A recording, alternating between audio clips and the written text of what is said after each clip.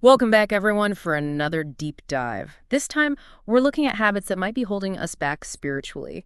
You guys know I love this topic, and you send in tons of stuff for us to go through. A lot to unpack for sure. Definitely. This one article in particular caught my eye. It's about 12 habits, and get this, it basically says we can reach this state where, our connection to the divine is just constant, just flows naturally. Sounds pretty idyllic. I mean, is that even really possible, or is it just kind of, marketing hype? Right. I'm with you on that. But even if it's a bit of a stretch, I think exploring these habits could still be super helpful. Definitely. Even getting a little closer to that ideal would be a win. Okay, so habit number one, they jump right in with neglecting prayer. They make this analogy to staying in touch with a friend. The more you do it, the stronger the bond. Yeah, I get that. But I wonder, is it really that straightforward? Right. Is all prayer created equal? Exactly. Yeah. I mean, are we talking about any kind of prayer? Or are there specific types they're focusing on? What's the goal of the prayer? Are we trying to connect with something bigger, asking for guidance, or just expressing gratitude? Those are great points. And to be fair, the article does lean heavily into Christian prayer, talking directly to God. Ah, okay. That makes sense then. But I'm wondering, could these principles apply to other spiritual practices too, like meditation or even connecting with nature? Does that fit in? Absolutely.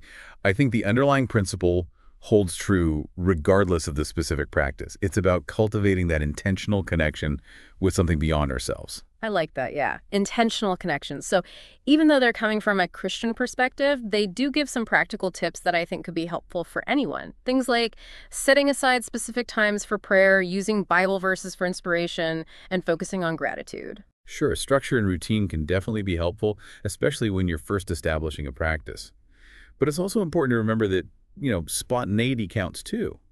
Sometimes a heartfelt prayer in a moment of need can be just as powerful. Totally agree. It's not just about checking off a box. It's about cultivating that ongoing connection throughout your day. Exactly. Which I think leads perfectly into habit number two, lack of Bible reading. They use this metaphor of the Bible as a compass. Neglect it, and you're spiritually lost. Okay, the compass idea is interesting. Yeah. But of course, that assumes you're using the Christian Bible, right? Right. For anyone not familiar, the Christian Bible is this collection of texts that hold a lot of weight in that tradition. Yeah, that makes sense. But I'm thinking, couldn't other sacred texts serve a similar purpose? That's what I was thinking too, like the Quran, the Tao Te Ching, or even philosophical works that resonate with you. Exactly. Anything that offers guidance and wisdom can be that compass. The article does specifically recommend starting with the Gospels. Oh, the Gospels, yeah. Those tell the story of Jesus, right? Exactly. They figure those are a good entry point, even for folks unfamiliar with the Bible. Right. Easier to get into. But then does that lead to a deeper understanding? Or do you need to, study the whole thing systematically? Good question. They seem to be advocating for regular engagement. Even small chunks each day can make a difference. But, what if you're more of a pick and choose reader? Does that still count? I think both approaches have value. Sometimes one verse can spark a whole chain of thought, and sometimes you need to dive deep into a whole book to really get it. The key is to find what works for you. Yeah, that makes sense. So it sounds like the common thread here is intentional engagement. Definitely. Whether it's a daily ritual or a spontaneous moment of connection. Which actually brings us to a habit that can sometimes feel at odds with that individual exploration. Isolation from community. Oh, interesting. The article uses this image of a coal going out when it's separated from the fire. I like that. It's so true. We crave connection, and that need extends to our spiritual lives, too. Absolutely. Yeah. And the article acknowledges how hard it can be to find that community sometimes. Right, especially if you're not part of a specific religious group. They suggest checking out different options. Small groups, volunteering, even online communities can provide that sense of belonging. It's about being proactive, putting yourself out there. Exactly. But then what if you find yourself in a community that feels, I don't know, a little too restrictive, like the dogma is rigid or there's no room for questions? Oh, that's a good point. I mean, could that actually hinder spiritual growth? Right, maybe sometimes a little disobedience is actually necessary. Breaking free from those norms could be what allows you to, step into your most authentic self. That's a fascinating thought.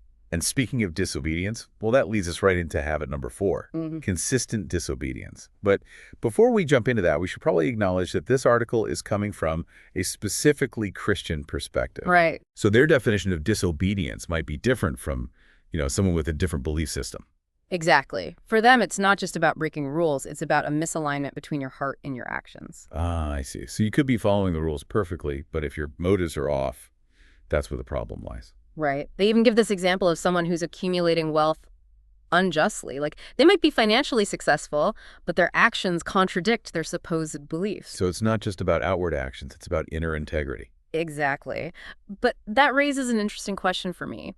Are there times when disobedience, in the sense of defying societal norms or questioning religious dogma, might actually be necessary for growth? Like, what if blind obedience keeps us stuck in a system that no longer serves us? That's a really thought-provoking question. And it kind of gets at the heart of what spiritual growth is all about, right? It's not about blindly following rules. It's about figuring out what truly aligns with our values and our understanding of the world. So how do we even know what those values are? Especially when we're bombarded with so many conflicting messages. Well, that's where self-awareness becomes super important. Right. And maybe that's a good segue into the next habit. You thinking what I'm thinking. Cultivating negative thoughts. That's number 5, right? Bingo. The article paints this picture of weeds choking out a garden. Ooh, I like that imagery. So what are your weeds? What are those negative thoughts that keep popping up? And we all have them, don't you think? For sure, but it makes me wonder, how much control do we actually have over our thoughts? Are we just at the mercy of whatever pops into our heads? That's the big question. Can we actively shape our inner landscape? The article seems to think so. They do offer some practical advice. Gratitude practice, surrounding yourself with positive influences, even memorizing uplifting verses or quotes. It's like retraining your brain to focus on the good. Yeah, all good strategies. But I wonder, is there also value in facing those negative thoughts head on instead of just trying to suppress them? What if exploring those weeds helps us understand their roots? Ooh, interesting. So not denying the negative, but shifting our relationship with it. Exactly. Yeah. It's about cultivating that inner awareness, being able to observe our thoughts without judgment and then choosing how we want to respond. I love that. Okay, so we've covered 5 habits, and honestly, my brain is already buzzing. I think we need a break. We'll be back soon with part 2 of this deep dive to tackle the next batch. Welcome back. Ready for more? I'm ready. Still thinking about those first 5 habits, but excited to see what else is on the list. Well, this next one might hit a nerve. It's about excessive dependence on material goods. Ooh, okay. Getting a little closer to home now. The article goes straight to the extreme, compares it to that story of the rich young man who couldn't follow Jesus because he was so attached to his wealth. Wow, that's a heavy comparison. I mean, most of us aren't exactly millionaires, but I think we can all relate to that feeling of, being attached to our stuff. Absolutely. It's not really about the actual possessions. It's more about, what do we truly value? Are we looking for happiness in things, or are we cultivating that sense of contentment from within? Right. It's about where our priorities lie. They do offer some suggestions for finding that balance, like simplifying your lifestyle, practicing gratitude for what you already have, using your resources to help others. All good stuff. But it raises a bigger question for me. Can you really have both? Can you be materially successful and spiritually fulfilled, or are they kind of at odds with each other? Ooh, that's a good one. It's like that saying, money is the root of all evil. But then again, couldn't you argue that using your talents and resources to make a positive impact is also a form of spiritual expression? That's a good point. I think it comes down to your intentions. What's motivating your actions? Is it ego, greed, or are you driven by a deeper sense of purpose? So it's not about demonizing wealth. It's about doing mindful of your relationship with it. Exactly. Making sure it's not holding you back spiritually.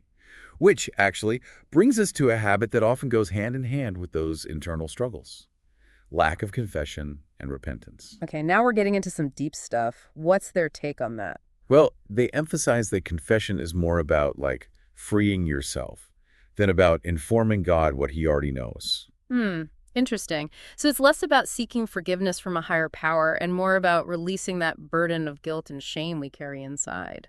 That's how I see it. It's about owning your mistakes, taking responsibility, and making amends if possible. That whole process can be really powerful. They suggest starting small, maybe just confessing to yourself first, or to a trusted friend or mentor. Yeah, baby steps. Doesn't have to be this big dramatic thing. Sometimes it's as simple as, you know, I messed up there. What can I learn from this? So it's about cultivating that inner dialogue, creating space for self-forgiveness. Exactly. But here's something to think about. Can you get too hung up on your shortcomings? Could that actually hold you back instead of helping you grow? Interesting. Like, what if you're so focused on beating yourself up that you forget about your strengths and your potential? Right. It's all about balance. Acknowledging your flaws while also embracing your wholeness. Which, speaking of embracing your wholeness, the next habit they talk about is neglecting service to others. Okay, service. I can see how that would be important, but what's their angle on it? They frame it as an expression of faith, not just like a duty or obligation. So it's about finding joy in giving back, not just doing it out of guilt or pressure. Exactly. Yeah. And it doesn't have to be some grand gesture, right? Yeah. Sometimes the smallest acts of kindness make the biggest difference. Like that story of the widow's mite, the woman who gave just a tiny bit of money, but it was all she had. It shows that every little bit counts. Exactly. But I have a question. Does service always have to be focused outwards? Can taking care of yourself, nurturing your own well-being, also be considered a form of service? Ooh, I like that. We often forget about that part. It's like that saying, you can't pour from an empty cup.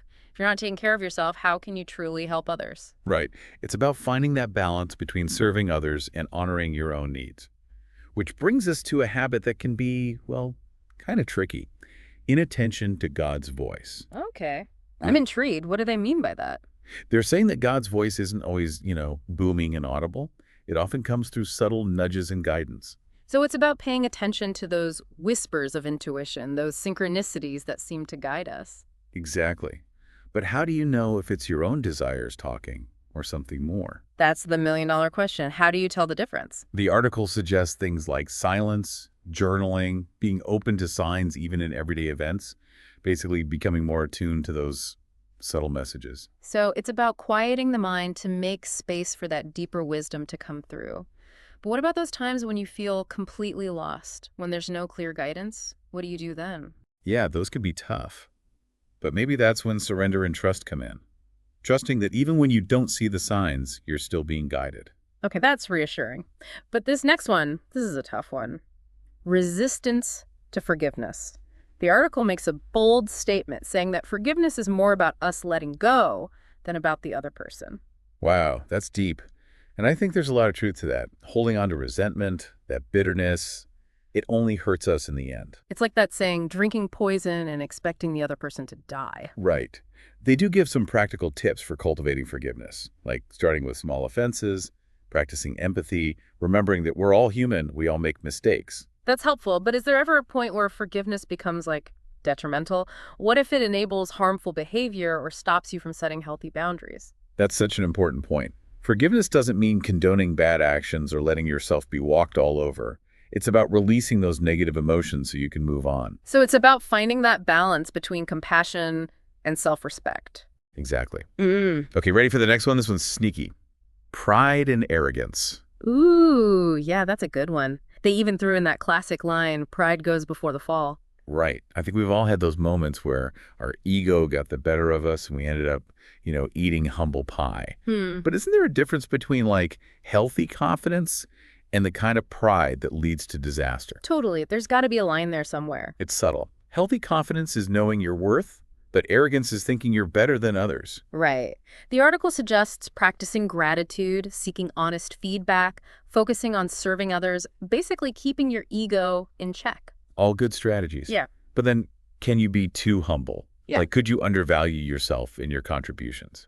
That's an interesting question. I mean, humility isn't about denying your worth. It's about recognizing that we're all connected. Right. And often, our accomplishments are the result of collaboration and support from others. So it's about finding that sweet spot between confidence and humility. Okay, I think we're on the last one, right? What's the final habit? This one's kind of intense. Spiritual indifference. They use this image of, get this, lukewarm water being spit out. Whoa. Okay, that's a strong visual, but I get it. It's like when your spiritual practice feels stale or you're just going through the motions. Exactly. And while the whole spit out by God thing might be a bit much, I think it's important to acknowledge that we all go through those phases where we feel disconnected or disillusioned. For sure. We're not robots. We have ups and downs. Huh. They do suggest some ways to rekindle that flame, like finding new sources of inspiration, remembering what initially sparked your passion, connecting with others for support. All good advice. But here's a thought. Could some of that indifference actually be a sign of growth? Like, what if it means you're outgrowing old beliefs, questioning things, searching for a more authentic expression of your spirituality? So instead of freaking out when you feel that lukewarmness, you could actually lean into it and see where it leads. Exactly. Sometimes those periods of doubt and uncertainty, they're the catalysts for some serious transformation. Wow, we covered a lot of ground. 12 habits. It's a lot to think about. It is. But, the point isn't to be perfect. It's about being aware, reflecting, and taking those baby steps towards a more meaningful spiritual life. Totally. Progress, not perfection, right? Out of all these habits, did any of them really stand out to you? Like, did any of them spark a thought or make you see things differently? I think the one that keeps coming back to me is that last one, the spiritual indifference. It's so easy to get stuck in a rut, like you lose that excitement, that passion. But the idea that some of that indifference might actually be a sign of growth, that's pretty powerful. Yeah. Like maybe it's not a bad thing, it's just a part of the process. Maybe those periods of doubt are actually pushing us towards something deeper. Exactly. And I think that goes for all of these habits. It's not about beating yourself up. It's about recognizing those imperfections as opportunities to grow. So for someone listening who wants to, actually work on one of these habits, where would you suggest they start? Start with awareness. Which habit feels most relevant to you right now? What's one small step you can take this week to address it? Maybe it's spending 5 minutes a day praying or meditating. Maybe it's reading a passage from a spiritual text. I like that. Small steps, but consistent. It all adds up over time. Exactly. And you're not alone in this. There's so many resources out there, books, podcasts, communities, people who can support you along the way. Absolutely. And hey, if you're listening and something really resonated with you, let us know. We'd love to hear what you're thinking and what steps you're taking on your own journey. We're all in this together, always learning and growing. And who knows, maybe your insights will spark a future deep dive. That's a great idea. So until next time, keep seeking, keep exploring, keep growing. Even the smallest steps can lead to amazing transformations over time. Thanks for joining us on this deep dive.